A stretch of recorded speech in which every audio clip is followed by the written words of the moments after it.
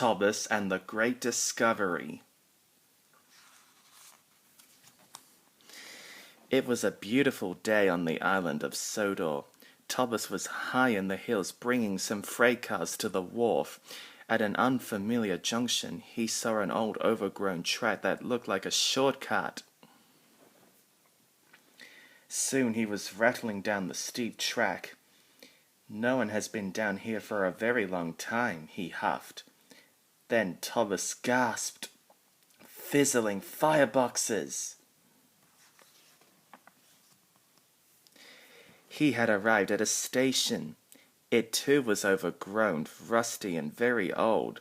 There were crumbling platforms, and the station building was covered in ivy. Thomas had never seen such an amazing sight. "What a funny place to have a station," he peeped, and looked around some more. "There are so many buildings. It looks like an old town," he cried. "I can't wait to tell everyone about this."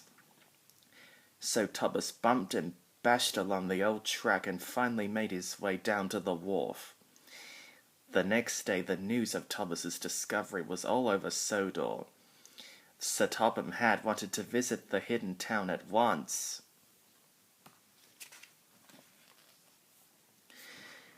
"Thomas, you have made a wonderful discovery. This was the town of Great Waterton. When steam engines first came to Sodor," Sir Topham Hatt said, "this was an important town. It was called Great Waterton because the springs here provided water for everyone on the island." "Why does no one live here now?" puffed Thomas. "The springs ran dry and the people left to live in new towns. The maps were lost. Everyone thought the town of Great Waterton was lost forever too. But now it is found," cheered Thomas. "And if we work hard," added Sir Topham Hatt, "we can have the rededication of the town on Sodor Day." In no time, all of Sodor was working hard to fix up Great Waterton. Because Thomas had rediscovered the town, Sir Topham Hatt put him in charge of all the repair work. It was also Thomas's responsibility to explore all the old tracks around Great Waterton.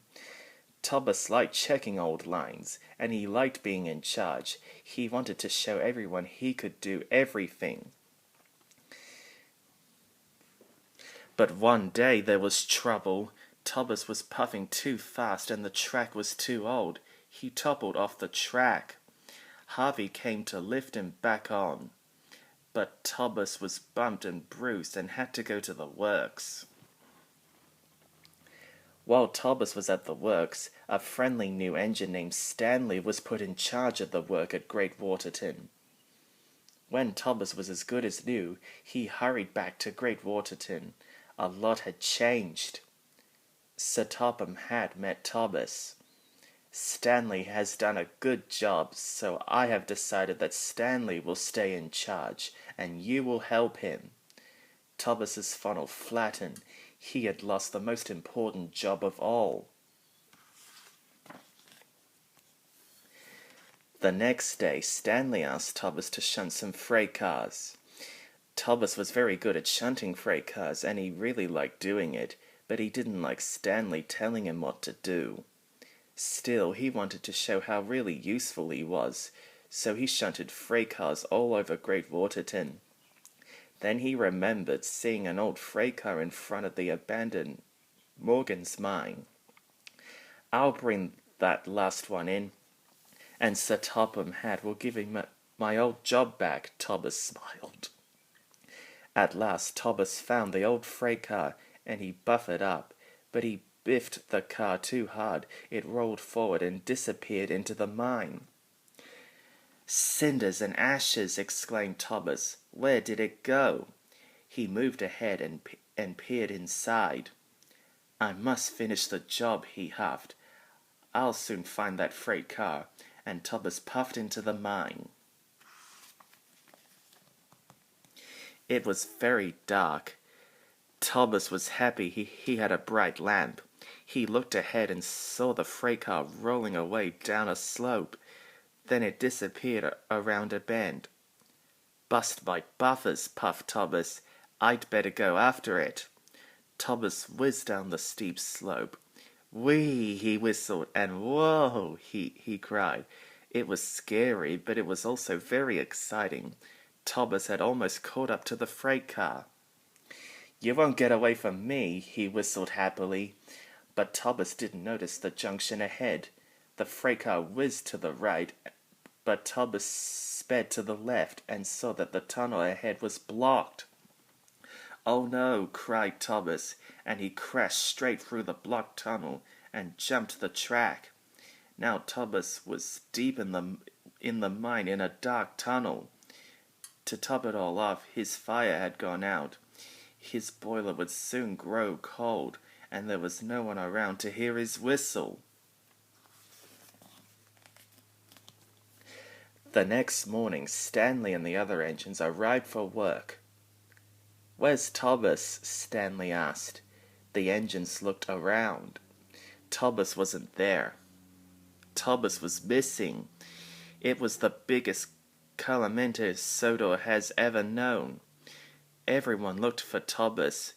They checked the quarries. They searched the docks.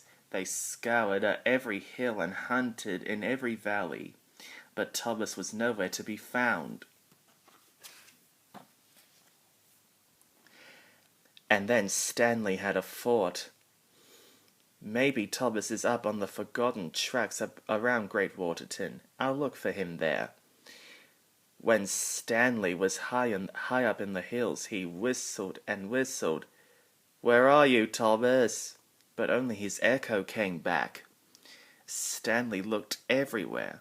Then he spotted Morgan's mine. Could Thomas have gone into the mine? Stanley wondered. He whistled one last time, and this time Thomas heard him. It's Stanley, he gasped. With his very last puff and his very last huff, Thomas blew his whistle as loudly as he could, and Stanley heard him. He slowly entered the dark mine. Thomas, he whistled happily, is that you? Thomas had ran out of puff. He couldn't whistle again. He could only wait and hope that Stanley would find him. It wasn't long before Thomas heard Stanley chuffing up behind him. Stanley, he peeped, I'm very happy that you are here. Thomas, whistled Stanley, I'm very happy to find you. Where have you been? I was trying to be a really useful engine, tooted Thomas. Don't worry, Thomas, Stanley chuffed.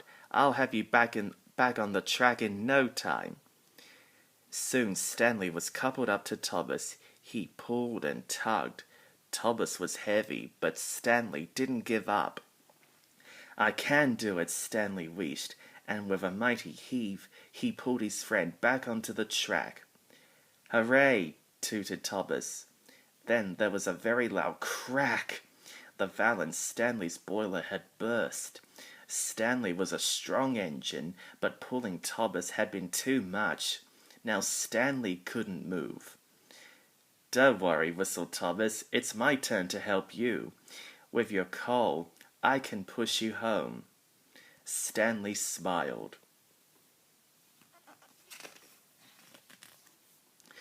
In no time at all, Thomas's boiler was bubbling and his steam was wheeshing.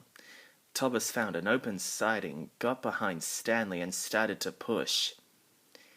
Here we go, Stanley, Thomas huffed happily.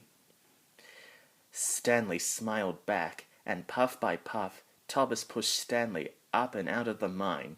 The old tracks rattled and creaked, but Thomas didn't mind.